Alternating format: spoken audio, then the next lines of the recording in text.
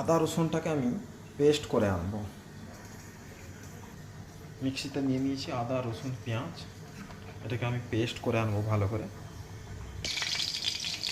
কড়াইতে 2 চামচ তেল দিয়ে এই পেস্ট মশলাটা আমি দিয়ে দিলাম। এই মশলাটাতে একটু নুন দিয়ে দিলাম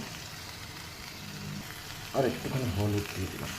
এই হালকা গ্যাসে জল শুকানো পর্যন্ত এটাকে কষে নেব মশলাটাকে, তেল বেরিয়ে আসবে। দিলে এই মশলাটাকে স্টোর করে আমি রেখে দেব। যে কোনো সবজিতে ঝটপট তরকারি রান্না হয়ে যাবে, যে কোনো সবজি তরকারি, মাছ মাংস সব কিছু হয়ে যাবে এই মশলাটা রেডি করে রাখলে। আমি এটাকে স্টোর করে রেখে দিব। তোমরাও এইভাবে করে রাখতে পারো, ঝটপট রান্না হয়ে যাবে।